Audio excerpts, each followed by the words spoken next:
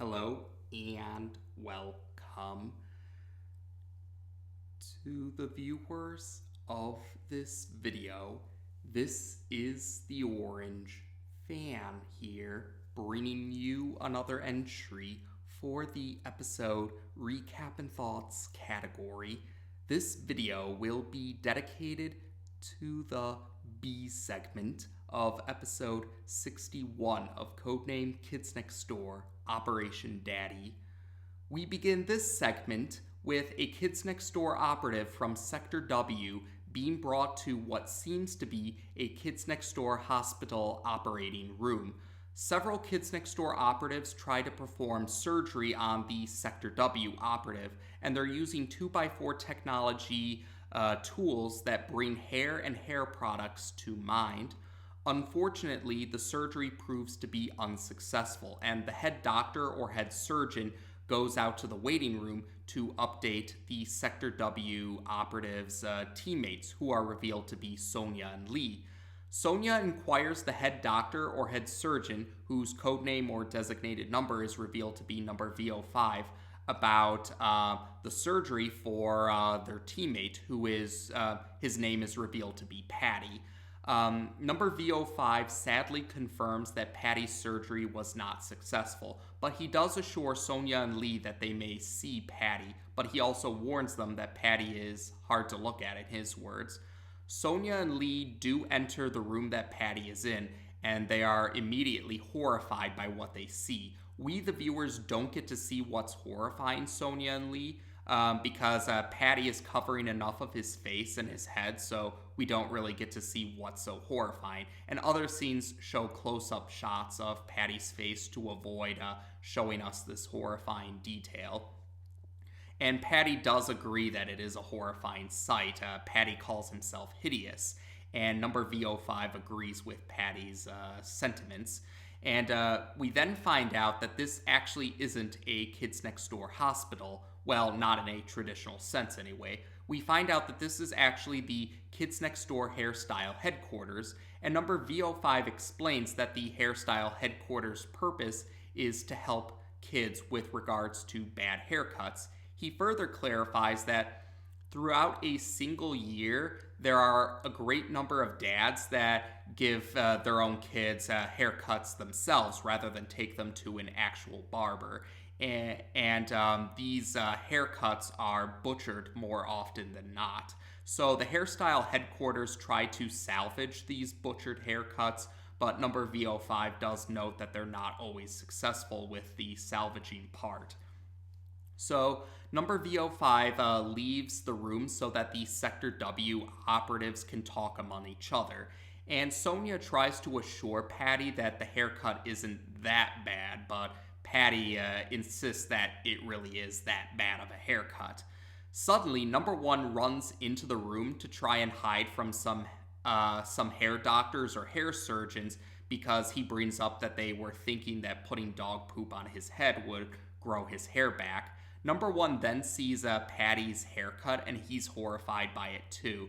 He thinks that the hair doctors or hair surgeons were responsible for it at first, but Patty quickly clarifies that his dad was the one responsible for this butchered haircut. And then Patty reminisces about how he had great hair before his dad ruined it with the haircut. And number one does show sympathy towards Patty. He says he understands where Patty's coming from, because he, number one, used to have great hair too. Unfortunately, it was before he joined the Kids Next Door organization when number one lost his hair. He does also assure Patty that at least Patty's hair will grow back in time. Number one's hair is permanently gone. Sonia and Lee exchange sympathetic looks when they hear number one's story, and Patty feels better after hearing number one's story too, but he also admits that he's worried about his younger brother Shaunie, because Patty knows that his dad plans to give Shaunie a haircut in the morning.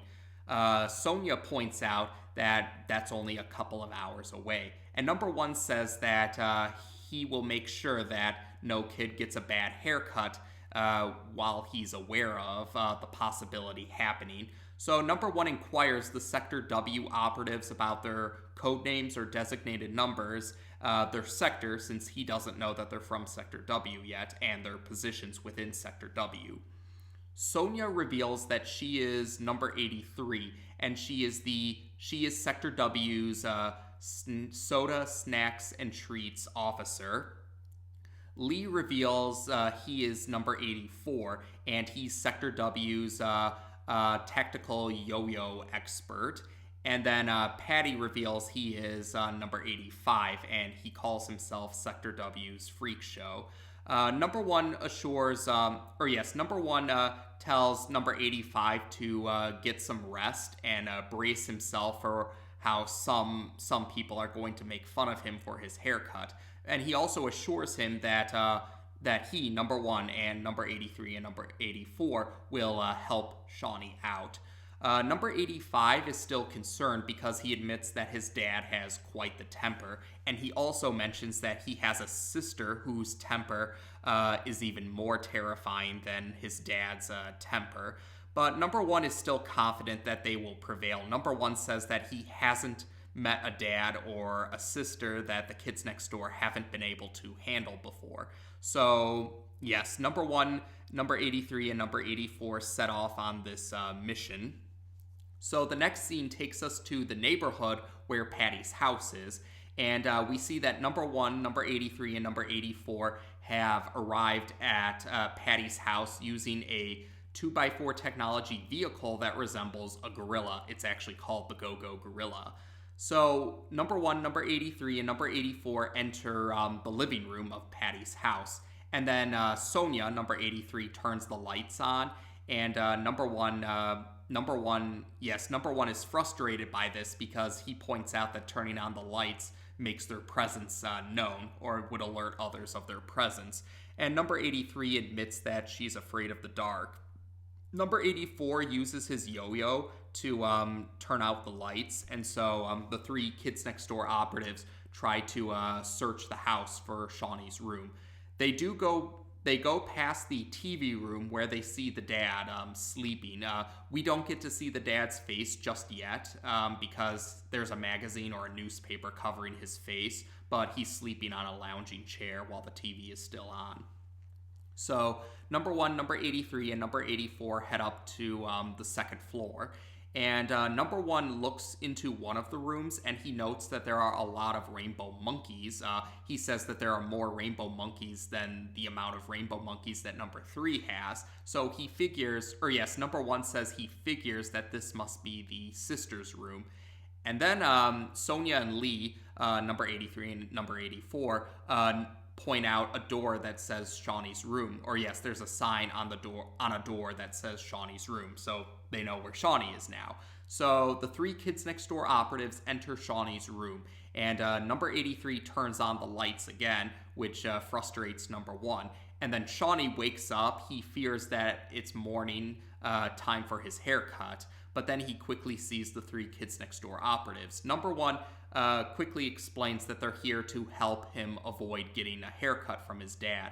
Shaunie is a little hesitant because he doesn't want to anger his dad, so number one shows Shaunie a picture of number 85's haircut. We, the viewers, still don't get to see the picture, but Shaunie is horrified by the sight and agrees to join the kids next door operatives in escaping. So number one turns out the lights in the room again, and number 83 has to cover her mouth to muffle her screams of panic because of her fear of the dark. And so the kids next door operatives and Shaunie sneak back to the living room, but then the lights turn on again. Number one thinks that number 83 turned the lights on again, but number 83 taps number one on the shoulder to indicate that she's nowhere near the light switch, and she points to the one responsible for turning on the lights. The dad is the one responsible, and we find out that he's none other than Mr. Boss.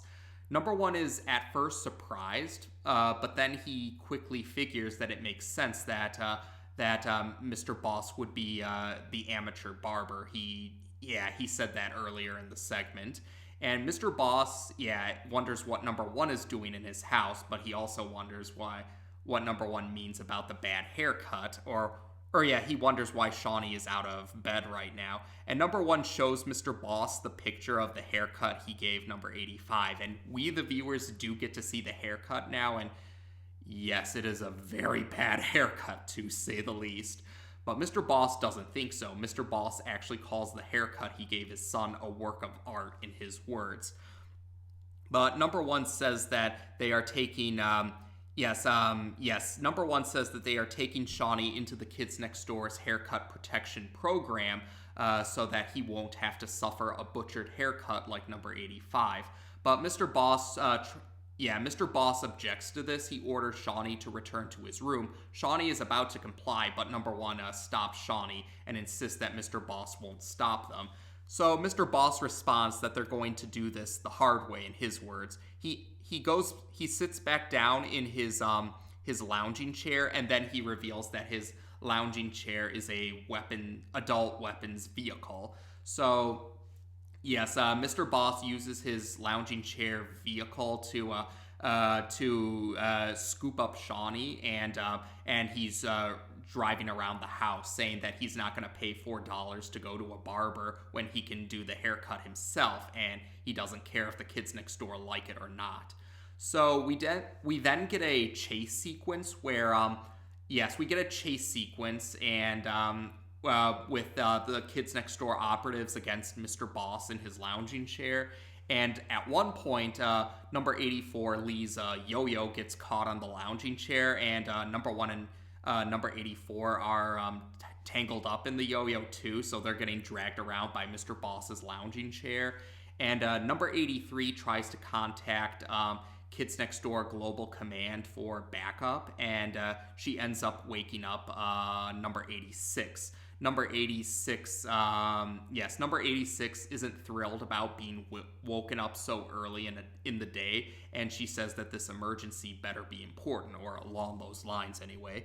Eventually, number 83 also gets caught in the tangled up. Yeah, when the lounging chair passes by number 83, she, like number 84 and number 1, are caught stuck with the lounging chair while it's dragging them around the house. And Mr. Boss says that he's going to toss the Kids Next Door operatives into his basement.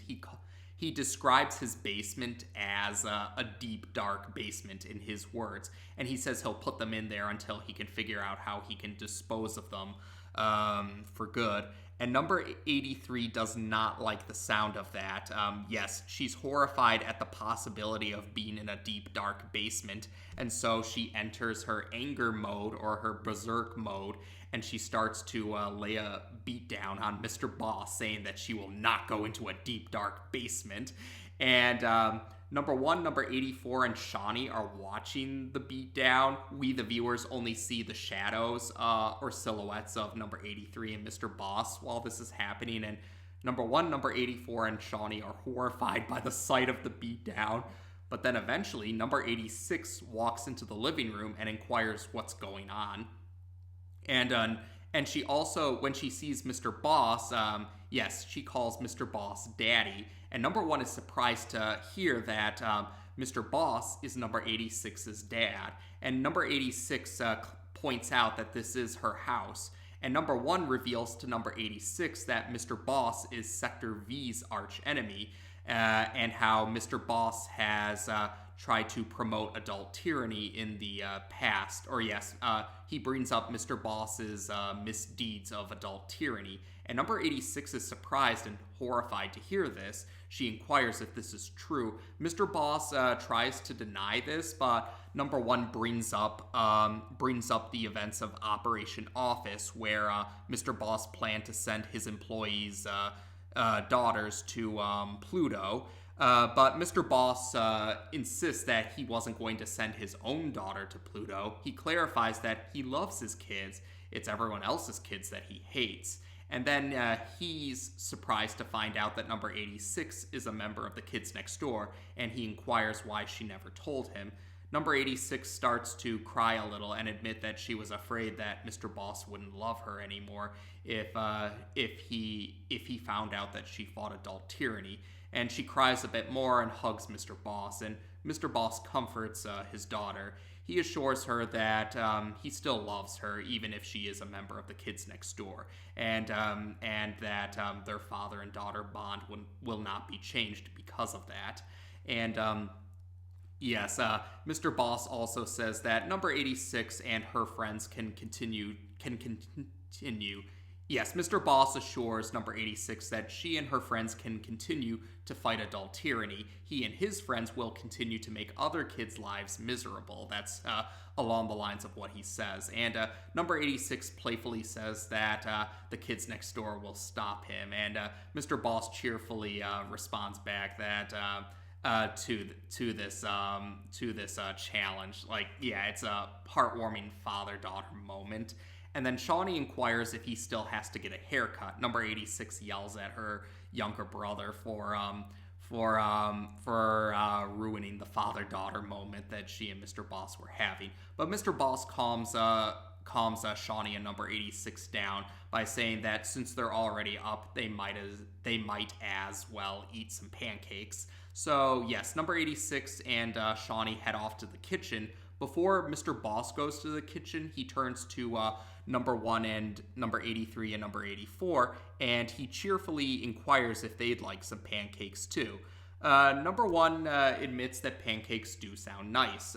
Then Mr. Boss angrily yells at them to head to a diner and leave his house. He then turns out the lights, and number 83, number 83, we hear number 83's panicked voice when the lights go out. During the end credits scene, we see number VO5 passing by some patients at the Hairstyle headquarters, and he's horrified by the bad haircuts, but he also does show sympathy towards the patients, and that's how we end this segment. So this segment only features number 1 among the Sector V operatives, but this segment also focuses on another sector besides Sector V. Sector W gets the focus in this segment, and that ties in with how previous entries in the series throughout the past seasons would have at least one entry that would give attention to at least a non-Sector V operative or even a non-Sector V sector. And in this case, yes, actually Season 5 did have an earlier entry that focused on a non-Sector V sector, Sector J in Operation Holiday. But yes, Sector W get to have some attention in this sector, or this segment, pardon me. But yes, we do get to learn about Sector W. And now, in the past, past entries have implied that sectors are located where the sector operatives live. So we find out that Sector W actually is within the same vicinity as Sector V. Or yes, Sector V and Sector W are within the same general location. And so that was an interesting detail. I don't recall if they ever say any other sectors are within close proximity with each other. Yes, I don't believe any other sectors have been clarified being in close proximity with each other like Sector V and Sector W are. But we also do get to find out, or we get to meet some of the Sector W operatives. We actually do find out that, yes, Sonia and Lee are part of Sector W. Yes, Sonia and Lee joined the Kids Next Door organization in Season 3's Operation Graduates, but this is the segment that reveals the sector that they have been sent to, and we also do get to find out their positions within Sector W along with their code names or designated numbers, and we get to meet one of their teammates, number 85, Patty Fulbright, who is also the brother of number 86. And yes, this seems to hint or imply that number 86 was a member of Sector W before she got promoted to the decommissioning, the head of decommissioning. Yes, I think it's safe to say that number 86 was a member of Sector W before she was promoted to a global command position as the head of decommissioning. So that provides us with some backstory or a little background detail that about the past of the series, which I thought was pretty cool. And we also do get to find out that number 86's dad is Mr. Boss. So yes, I did mention in previous recap and thoughts videos that that a certain entry implied that Mr. Boss was merely a moniker or a code name for the character, and that Boss isn't actually his last name. And this segment is the one I'm talking about. Yes, it's not explicitly spelled out, but it's all but outright spelled out that Fulbright is Mr. Boss's actual last name. And yes, that was definitely a surprise when I first watched this segment back when it first aired on TV. I was definitely surprised to find out that Mr. Boss is number 86's dad. That definitely caught me by surprise. And yes, and I do remember there were some previous entries that showed Mr. Boss in a house that doesn't look like number 86's house, because we have seen number 86's house before this segment in the season 3 segment, Operation Slumber. So I know some fans were confused about why was Mr. Boss in a different house than number 86's house in past entries. Now, yes, I mean, I think it's safe to say, looking at this through an out-of-universe context or real-life context, it's safe to say that they probably hadn't thought of, yes, Tom Warburton and the rest of the staff and crew probably hadn't thought of the idea of Mr. Boss and number 86 being father and daughter. They probably didn't come up with that idea just yet. That's probably the real-life explanation. Now, if you want an in-universe justification for that, I personally go with the idea that Mr. Boss probably owns several houses, or yes, he probably owns more than one house. And we do know that Mr. Boss is a corporate executive, so I imagine he'd probably be wealthy enough where he could afford more than one house. And yeah, there are some people in real life who are able to afford more than one house, and so that's at least my rationalization or justification for Mr. Boss being shown in a different house, or an in-universe explanation. Mr. Boss probably has at least one other house, and he probably plans his adult tyranny plans in that house. That's my interpretation anyway. So yeah, that's how I that's at least my way of hand waving that inconsistency. Now, with Mr. Boss, we do also get to learn that he does actually have some noble qualities to him, even though he's considered one of the main villains of the series. He actually does care about his kids. It's he just hates everyone else's kids. And yes, that's right. Yes, also with the detail about how number 1 would know about the events of Operation Office, I imagine that number 3 and number 4 probably would have filled in their teammates about that after the events of that segment. So again, there's an easy explanation for how number 1 would know about an event that he didn't participate in. Kind of like how number 1 was aware of King Sandy in Operation Castle. He was probably told about King Sandy after the events of Operation Beach.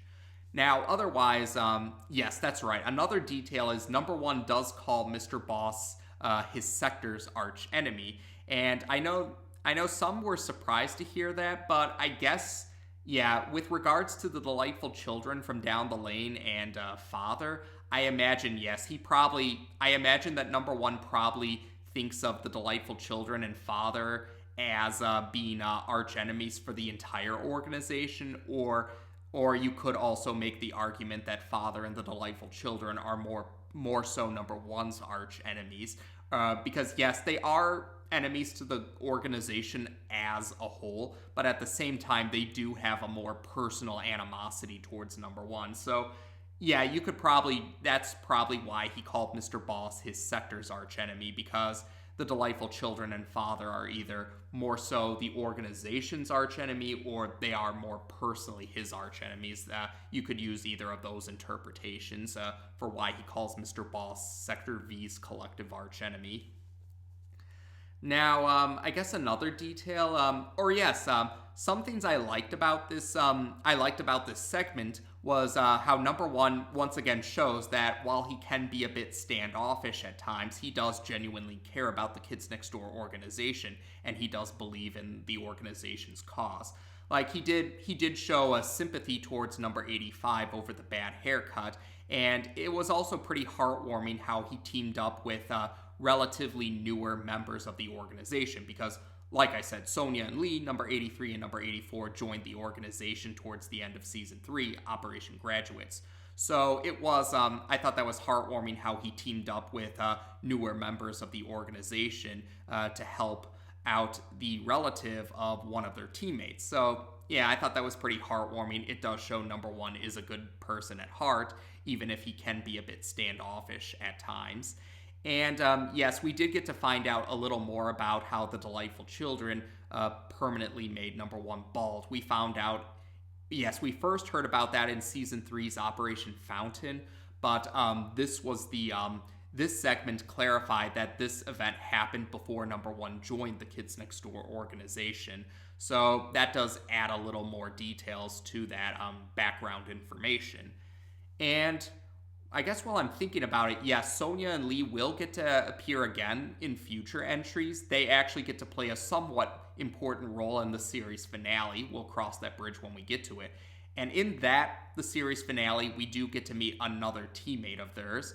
And that teammate, unlike number 85, this teammate of theirs is not exactly a particularly nice teammate, to say the least. And I will give a hint. This teammate is also a relative to this. Yes, this teammate is also a sibling to a Kids Next Door operative who currently has a position in the Global Command. That's the hint I'll give for the sake of those who have just been following along with these recap and thoughts videos. But yes, that teammate being in Sector W also seems to suggest that another Global Command position operative was part of Sector W before being promoted to Global Command. So that was an interesting detail too.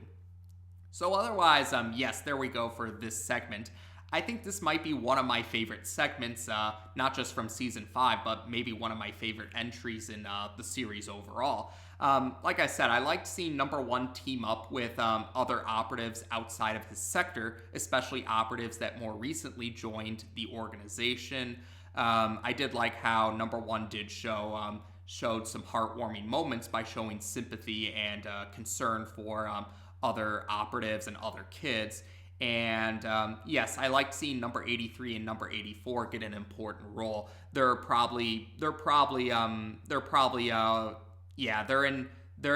be part of my top three favorite non-sector V operatives alongside number 362. Those three characters would be my top three favorite non-sector V operatives. So I did like seeing number 83 and number 84 get more detail. It was cool to learn more about the Fulbright family, learn more about number 86's brothers and her dad, Mr. Boss, who we've known for a long time now. And we do see that Mr. Boss does have some admirable qualities to him, even if he is one of the main villains of the series and Sector V's archenemy.